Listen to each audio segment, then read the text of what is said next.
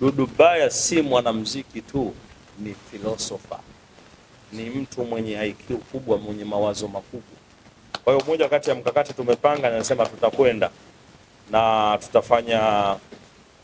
nitafanya naye show 2 Ulaya.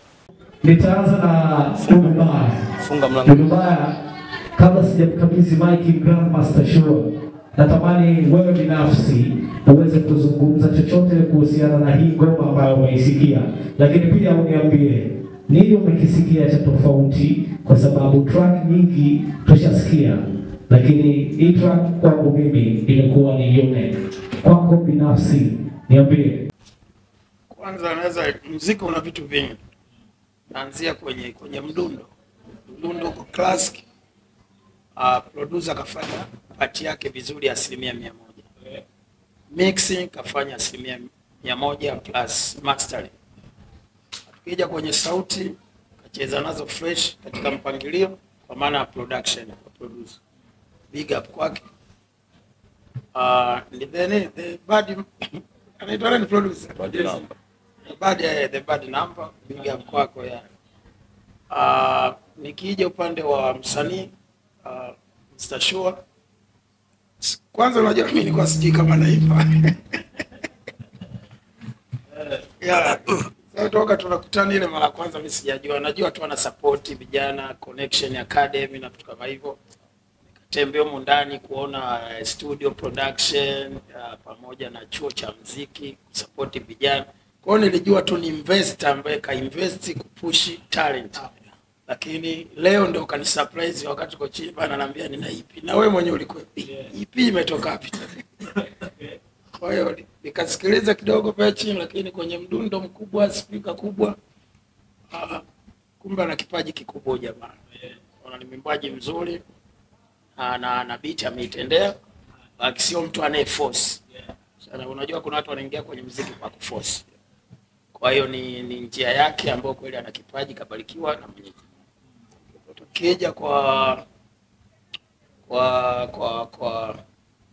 ujumbe, ni nyimbo ambayo sasa hivi jamii sasa hivi especially Afrika inahitaji nyimbo kama hizi kusupport harakati za mtu mweusi Afrika kujigomboa kutoka kwenye utumwa. Tulikuwa kwenye utumwa wa minyororo, lakini tuko kwenye utumwa wa mamboleo. Hata watu weupe wanapenda kitu tofauti. Na ndio maana unakuta watu wacheza ngoma za asili wana soko kubwa sana Ulaya. Wanaotoka Afrika, waluka sarakasi, wacheza ngoma wana soko kubwa sana, kwa sababu wazungu wanataka kitu kipi. Hawataki kusikiliza muziki ule ule wa kwao. Na ndio maana kuna wengi na kuna wazungu wanakuja Afrika kwa ajili ya kuchota utamaduni wa Mwafrika. Shana leo hii tunaona wasanii wa Marekani kina Chris Brown wanafanya collab na Nigeria kwa sababu ya market ya Afrika. Wanaanza kuingia kwenye midundo ya Kiafrika kwa sababu walishachoka na midundo ya kwao. So tukikaa kama Afrika, mbona South Africa wana beat zao? Na dunia nzima muziki wa South Africa unatoka wakiwa na kwaito, sasa hivi wako kwenye mapiano. Ukimuuliza mzungu hata huko Sweden wapo mapiano atakwambia South Africa. Sasa hivi Afrobeat Nigeria, Afrobeat mzungu ukianza kuambia from Nigeria. Lingala, Bolingo, Kongo akikwambia kama DRC Kongo. Lakini sisi sawa ndio. Acha tuongee na Madoka. Bwana poa ndugu yangu. Fresh kabisa. Story ya mama ya Mr. Shua umesikiliza? Bwana nimesikia vizuri sana. Umependa message gani? Yaani cha kwanza ndio kupenda mimi. Nimependa muziki mzima ulivyokuwepo. Yeah. Jinsi alivyoweza kuongelea. Yeah. Kwa sababu unajua wanamuziki wengi wa Tanzania wanaimba nyimbo za aina nyingi, za aina mbalimbali. Wanaimba bongo flava, wengine wanakwambia wanaimba R&B, wengine wanaimba kwaito, lakini haziwezi kufanana na nyimbo hii ya Mama wa Afrika. Nyimbo hii ya Mama wa Afrika, yani kama nyimbo ya utetezi, nyimbo ya ukombozi wa Afrika yetu. Maana tukiangalia Afrika nzima, kwamba kweli ukiangalia uhalisia ulielezwa, kuna maneno aliongea kidogo Mr. kusema kwamba yani alituacha tukiwa wadogo, lakini ikafikia wakati sasa tumekuwa, lakini kakuwa katika Afrika tukigeuka tutakuta historia yetu inazidi kukamilika katika upande wa madeni kama alivyosema Bwana Dudubaya. Sasa ili tukamilishe story tunafanyaje? Sasa story imekamilishwa na mama wa Afrika kuwakomboa wa Afrika wote wakae katika uhuru. Kwa hiyo mimi kwanza nimefurahia sana hii nyimbo ya Mr. Shua, ya Mr. Shua Connection. Kwa kweli Mungu ampe nguvu na aweze kufika mbali zaidi kwa nyimbo kama hizi. Hivi ukileta kwa South Africa neno Mama Africa, wewe ni South.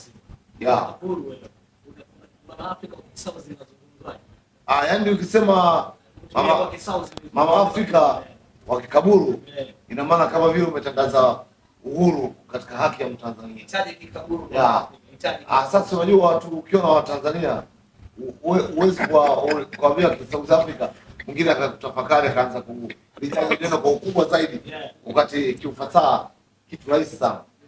Ni Mama wa Afrika. Sawa. Baba Afrika mwenyewe huyo huko ni Grandmaster Shua. Umesikiliza hapa maoni matatu kutoka kwa jamaa zetu ambao tumewaleta hapa. Wewe ni mhusika mkubwa sana. Niambie, kwa nini uliwaza Mama Afrika na kwa nini usingefanya shughuli tucheze club? Alright. Cha kwanza kwenye utunzi huu mimi nimekuwa mmoja kati ya walimu wakubwa ambao nimefanya muziki barani Ulaya. Watu wengi hawajui. Hata ukimuuliza ndugu yangu Dudubaya Godfrey Tumaini hapa, hajui kama mimi ni mwanamuziki, lakini hajui kama mimi ni mwalimu wa muziki. Kwa hiyo nilipoanza hata siku ya kwanza kabisa na ingia studio, mimi siingi kwenye kampuni yangu, kwenye majukumu yangu. Nina record label yangu.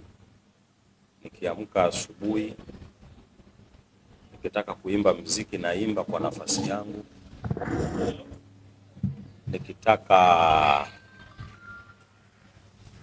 kufanya majukumu mengine nayafanya kwa sababu kila kitu kiko karibu kwangu.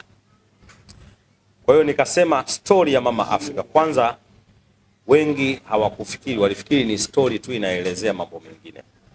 Lakini kwenye fasihi na ugawanyaji wa muziki ninasema ni story, ni story ya mama, story ya mbali, inasikitisha sana aliachwa kigoli, mpaka leo mtu mzima wamechukua zote mali, bado wamemfanya mtumwa upendo ukarimu, kuwakaribisha wageni, leo imekugharimu, wamechukua thamani, wamekuletea elimu, tamaduni na dini, wamekulisha somo, usiache zako imani.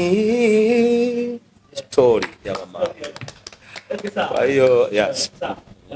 Cha kwanza, mtazamo wa kwanza, ili kuamsha Waafrika lazima waamke kwenye fikra. Mtazamo wa kwanza kabisa, Waafrika waamke kwenye usingizi waliolala, kwa sababu kama alivyozungumza ndugu yangu Godfrey Tumaini kwamba Afrika sio nchi maskini, sio continent masikini, sio bara masikini.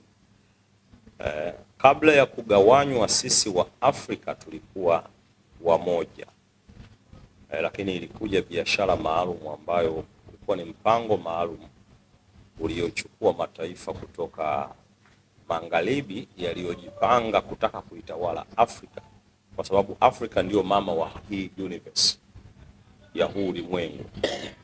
Kitovu cha ulimwengu na hii element earth ni Afrika. Dunia nzima nafikiri zimetengenezwa speech nyingi sana ambazo Waafrika hatutaki tu kujua. Afrika ndio mama wa hii universe, wa huu ulimwengu. Afrika ndio inalisha hizi haya mabara matatu, mabara mawili, ikiwemo bara la Amerika, ikiwemo Asia na bara la Ulaya. Afrika si bara masikini. Sasa mimi huwa napenda harakati za ukombozi wa fikra. Hata nilipojaribu kuwaita ndugu zangu hapa, na si hawa tu, wako wengi, lakini huwa napenda watu wanaozungumza ukweli na uwazi, kwa sababu we are perish for the lack of knowledge. Leo ukiambiwa ukweli hutaki kusikiliza, unataka kuambiwa uongo. Ndio sababu zimetufanya Waafrika wengi kuwa watu masikini zaidi.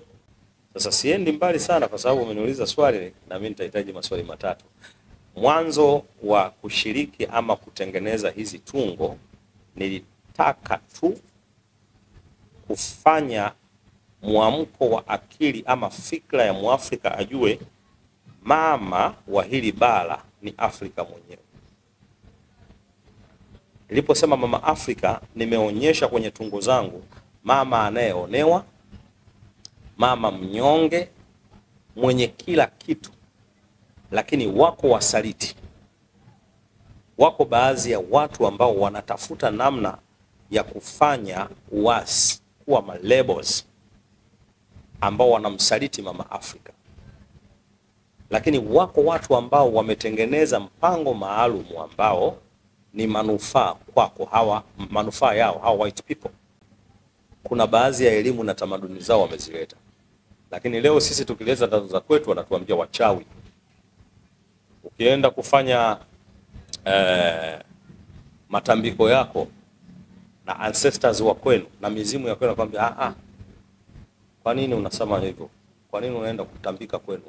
Kwa nini usitambike kwa mtakatifu Paulo? Yaani wao watakatifu, sisi tusio watakatifu. Sisi wa kwetu hao wawe mizimu, ya kwao iwe mtakatifu. We are perish for the lack of knowledge. Kwa hiyo nilijaribu kusikia uchungu, nimwambie mama Afrika, ni wewe ndiye umetuacha sisi tuteseke ama sisi ndio tumepoteza tumaini la kwako? Nimejaribu sana kufocus kwenye kioo ili dunia inisikie. Kwa hiyo huo ndio ukweli. Nilipozungumzia hii project ya mama Afrika, kweli hatuhitaji leo tuone mashoga tuletewe kondom halafu watu wachukue gesi. Wachina watengeneze dawa za kuongeza makalio, wao hawana makalio. Wewe shehe kumuona mchina na makalio? To be honest bwana. Leo tunaona kuna mtu anaitwa mchina anatengeneza dawa za kuongeza makalio, leo hana makalio. Mchina anauza mpaka na madafu Kariakoo. We are perish for the lack of knowledge. Lazima tukae muda ifikie wakati niseme ndugu yangu njoo tuongee kama kuna sehemu, kwa sababu sisi muda wetu ni kama kifutio tu. Lakini tuache alama, tuongee ukweli. Kwa hiyo ni moja kati ya sababu ikaniambia niongee ukweli kuhusiana na project ya mama Afrika ambayo Dudu Baya si mwanamuziki tu, ni philosopher. Ni mtu mwenye IQ kubwa, mwenye mawazo makubwa. Kwa hiyo moja kati ya mkakati tumepanga, nasema tutakwenda na nitafanya naye show 2 Ulaya. Wachana hizi show za watu kwenda sibila, wachana hizi. Kuna sehemu unafanya show na matajiri 10 tu. Ukirudi hapo una $200,000, $300,000, muonyeshe wewe.